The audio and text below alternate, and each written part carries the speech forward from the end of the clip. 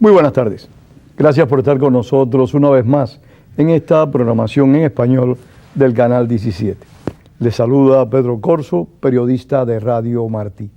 La semana pasada, ustedes recordarán, hicimos un programa donde abordamos la situación latinoamericana, en particular lo que aconteció en el año 2013 y lo que de esos sucesos pueda repercutir en el año en curso, 2014. Uno de los países que tratamos, por supuesto, superficialmente, porque hablamos de todo el hemisferio, fue Bolivia. Bolivia, al igual que Venezuela, Ecuador, Nicaragua, pues están en esa ruta de la tentación totalitaria, como decía Rebel. Y para abordar el tema de Bolivia, un país muy singular y muy preciso, con un liderazgo más singular y más complicado todavía, hemos invitado a un viejo amigo de esta casa y mío personal, a Carlos Sánchez Berzaín, quien ocupó varios puestos en los gobiernos bolivianos, conoce su país, pero también conoce el resto de América Latina. Carlos, gracias por estar acá. Encantado, Pedro, muchas gracias. Un saludo a toda tu audiencia y buenas tardes, a tus órdenes. Quería conversar contigo para que nos pusieras al día de cómo está Bolivia en este momento, cómo de nuevo el presidente Evo Morales está tratando, o lo ha logrado, convertirse en nuevo candidato, como los que planteaban y los que criticaban a las clases políticas que se entronizaban en el poder no han hecho otra cosa, quizás peor, que sus predecesores, que no solo se entronizan en el poder, sino que buscan el poder, si no absoluto, casi absoluto. Bueno, para entender la Bolivia de hoy hay que mirar América Latina primero, y en América Latina hay dos clases de países, los democráticos y los no democráticos.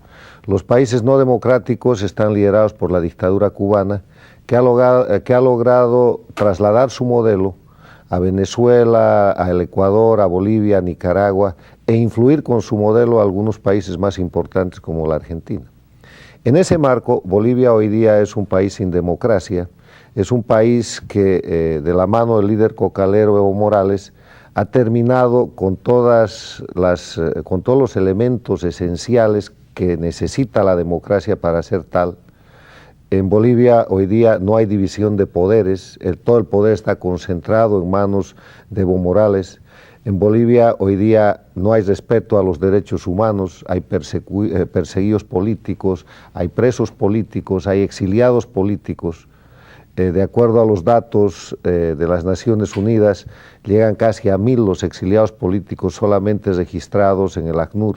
Hay presos políticos también. Hay presos políticos en Bolivia y se utiliza la justicia para ese tipo de persecución. Y no son políticos, son empresarios, son periodistas, son dirigentes sindicales, son indígenas. Es cualquier tipo de persona que ha tenido la osadía de hacer uso de su libertad para reclamar por sus derechos fundamentales. Carlos, y la clase productiva boliviana, los empresarios están también teniendo problemas con el gobierno Morales. Hay también empresarios perseguidos selectivamente, hay empresarios a los cuales se ha perseguido para obligarlos a vender, por ejemplo, sus medios de comunicación. Otros han sido más razonables, entre comillas, y simplemente han puesto sus medios a disposición del gobierno. Se han vendido, o han transferido las acciones para salir del negocio y se mantienen en otras operaciones. En general, la descripción que te estoy dando es de una Bolivia intervenida y ocupada por el eje Caracas-La Habana.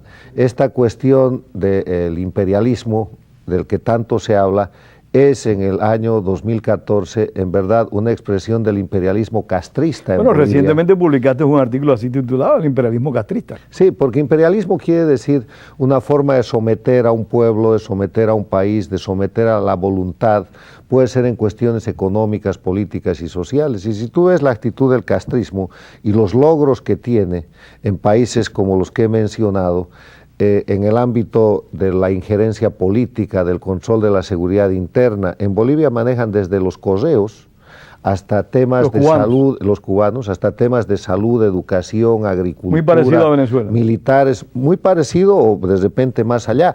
Manejan ámbitos en los cuales la Cuba castrista no tiene ninguna tecnología, ninguna experticia y ningún éxito que ofrecer, solo tiene fracasos. Pero sin embargo asesoran y cobran por eso. El tema de los médicos castristas en la América Latina es ya de espanto. Han logrado incluso meter sus médicos al Brasil, desplazan profesionales de los países donde tienen se médicos van a meter. En México.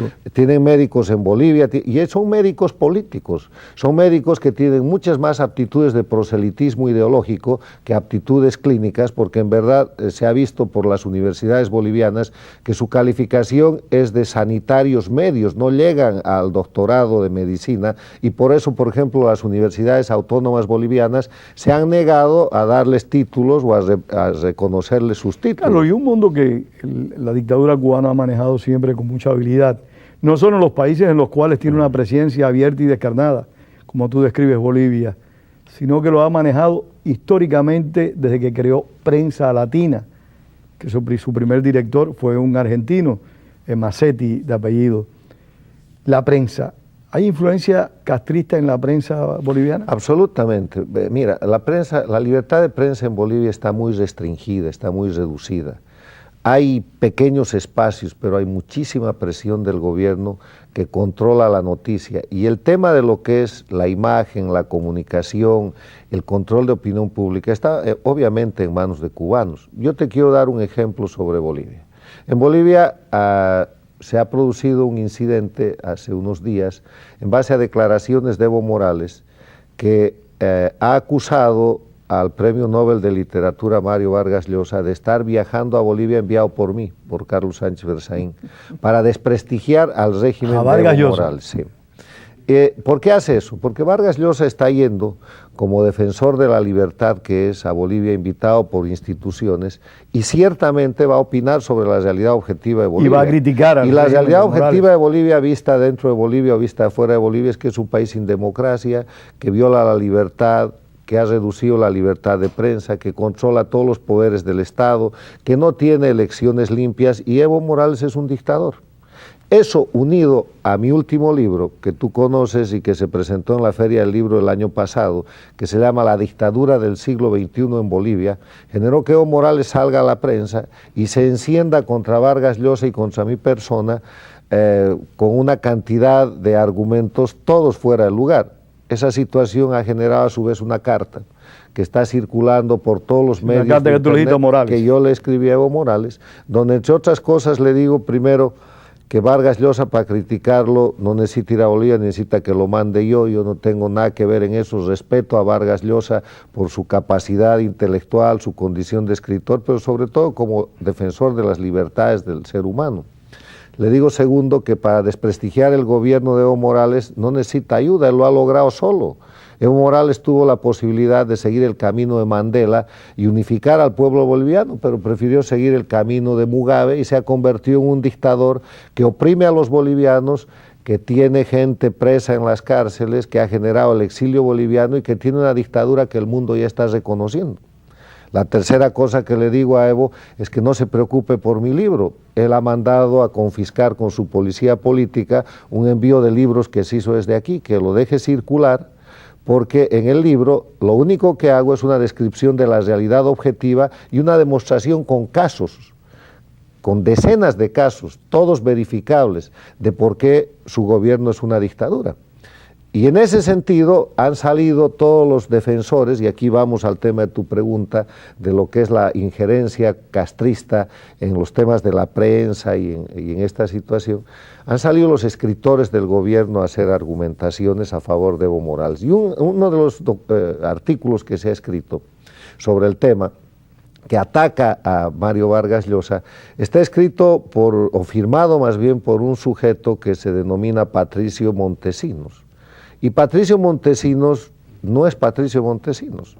Patricio Montesinos es en verdad Rubén García Abelanga, un cubano castrista que estuvo en Bolivia como ministro consejero de la Embajada de Cuba en La Paz y que se ha quedado en Bolivia y que ahora escribe en temas de prensa, y tú mencionabas Prensa Latina, él ha trabajado para Prensa Latina y escribe con ese nombre suplantado porque no es un seudónimo y se mete en asuntos bolivianos como si fuera boliviano, a atacar al Premio Nobel de Literatura y a darle la razón a Evo Morales, un castrista cubano que no tiene nada que hacer en los temas de Bolivia, pero que vive en Bolivia, recibe recursos del gobierno, porque además en esta cosa del imperialismo castrista, es un imperialismo miserable al que los gobiernos sometidos le pagan. Es que hay una especie como de masoquismo. O sea, te explotan, te obligan a hacer cosas quizás en contra de tu voluntad, y aparte de eso tú tienes que mantener a ese expoliador. No, pero el tema ahí es la frase de Sor Juana Inés de la Cruz, ¿no? ¿Quién peca más? ¿El que peca por la paga o el que paga por pecar? Obviamente el traidor se llama Evo Morales. Evo Morales está cometiendo el delito de traición a la patria. Bolivia es un país intervenido por un gobierno extranjero que es el gobierno cubano, ayudado por el gobierno venezolano. La política interna de Bolivia no es sino una política transnacional. Pero de la ayuda, Carlos, de la democracia. La ayuda que le puede prestar la dictadura cubana a Evo Morales es know-how, logística, servicios de seguridad, acciones represivas, labores de desinformación como esta que tú mencionas. Importante. No es ayuda económica, sin embargo, Bolivia le puede prestar al gobierno cubano algún tipo de ayuda económica. Bolivia le está pagando por todo eso. Dinero boliviano está saliendo en pago por la presencia de los médicos cubanos, por la presencia de los pseudoalfabetizadores cubanos. El gobierno cubano está sacando dinero de Bolivia en base a convenios que ha suscrito por administrar el correo de Bolivia. Imagínate un país como Cuba, que es una dictadura, donde carta que pasa por ahí la abren, y el correo lo más ineficiente y la violentan, del mundo. ¿no? Es el que maneja el correo de Bolivia para sacar estampillas de sus espías y una cantidad de cosas. Se están metidos en el tema de la agricultura, un gobierno como el castrista que ha quebrado la agropecuaria cubana y ha sometido a la miseria y al hambre a Cuba, están metidos en eso.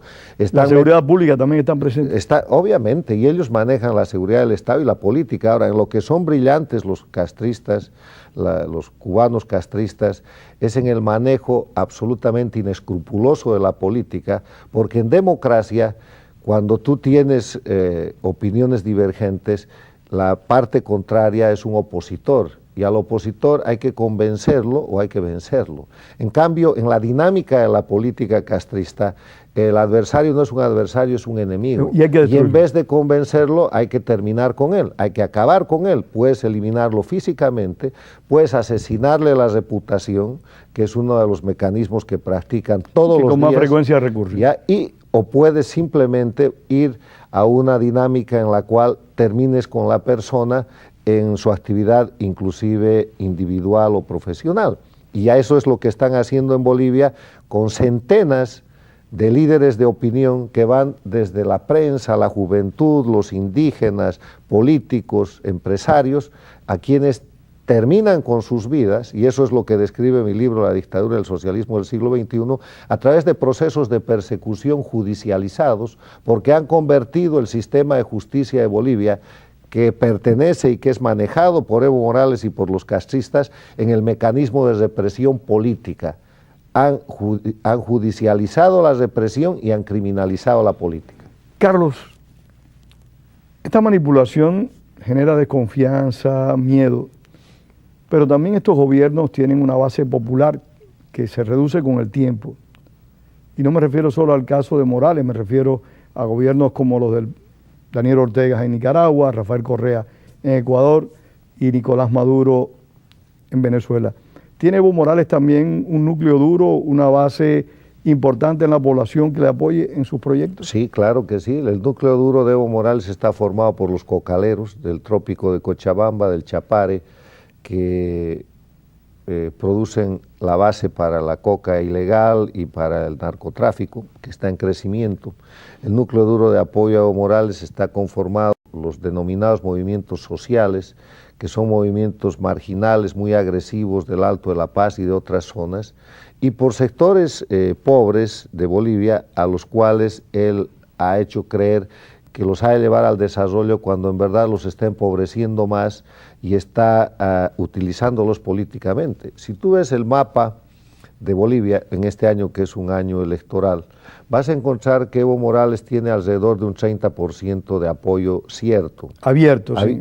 Abierto, pero un apoyo, digamos, duro, que es lo que cualquier presidente en funciones siempre ha tenido.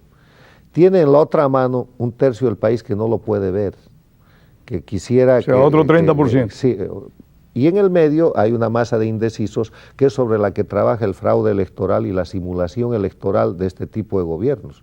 Están preparando una elección para este año, pero ¿cómo va a haber una elección que se llame democrática cuando en Bolivia no existen condiciones de democracia? ¿Qué son las condiciones de democracia? Las condiciones de democracia son, primero, la posibilidad de que la gente que quiere llegar al gobierno vaya a una campaña electoral en igualdad de oportunidades. Y Evo Morales ya cometió el primer acto de fraude electoral el año pasado porque, de acuerdo a su propia constitución, a una constitución castrista, que es igual que la de Venezuela y es igual que la de Nicaragua y al Ecuador, él no podía ir a la reelección. Algo parecido hizo ahora mismo Ortega en Nicaragua. Bueno, entonces lo que hace es pedirle a su Tribunal Constitucional que interprete la Constitución, y el tribunal dice, sí, puede participar de nuevo porque saben, Bolivia se fundó con esta Constitución, o sea, la elección anterior a eso país no existió antes. No sirve, o sea, puede ir. Y cuando no le haga falta ese argumento, va a simplemente cambiar la Constitución, porque lo que llama él Constitución y que es en verdad un apócrifo que ha suplantado la verdadera Constitución de Bolivia, lo que llama Evo Morales Constitución es el reglamento de la dictadura, es el mecanismo con el cual dan legalidad a actos de corrupción y de violación de los derechos Carlos, y la clase política boliviana, digamos la clase política histórica de la que tú formaste parte, de la que formaron tantos hombres de talento y de dedicación patria al país, ¿qué dice, qué hace? Bueno, está totalmente aplastada. No, la que no está en el exilio está en la cárcel. La que no está en la cárcel está simplemente perseguida, pero hay más que eso. El tema esto de la clase política es parte de la nomenclatura del destrozo de la democracia que maneja el castrismo. Los políticos son los líderes necesarios de una sociedad libre. Esa es la política. Y en ese sentido en Bolivia hay formación nueva de cuadros políticos.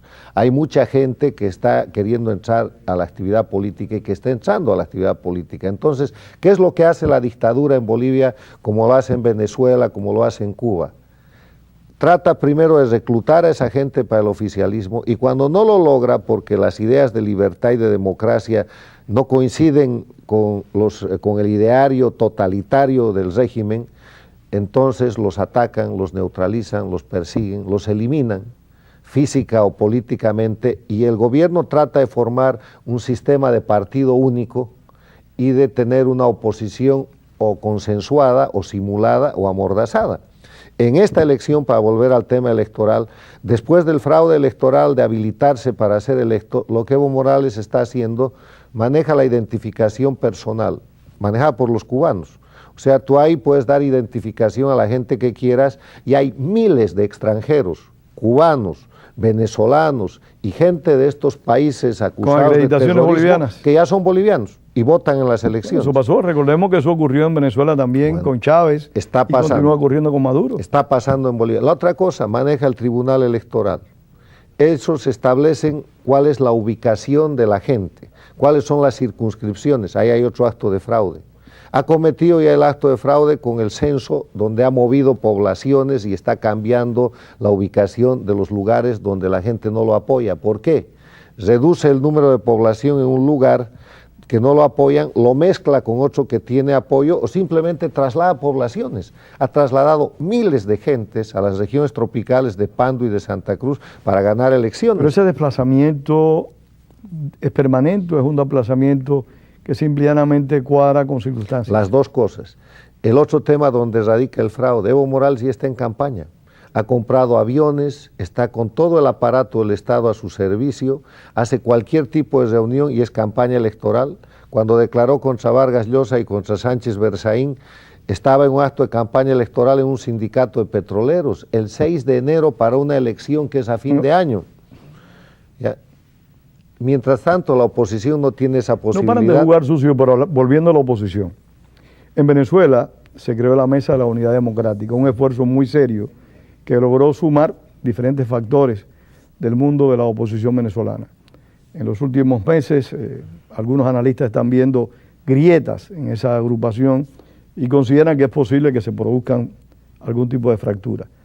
Se ha intentado, se ha logrado en Bolivia gestar algún tipo de unidad que, aunque tal vez no pueda obtener la victoria por esos controles establecidos por Morales, sí logre tener una presencia política más sólida, más fuerte, que con el tiempo pueda crecer y ser una amenaza para el régimen? Se está intentando. Mira, una de las cosas de las que Morales se queja respecto a mi persona es que en mi libro, La dictadura del siglo XXI en Bolivia, en el capítulo final, yo hago 5 recomendaciones para recuperar la democracia. ¿Cuáles son?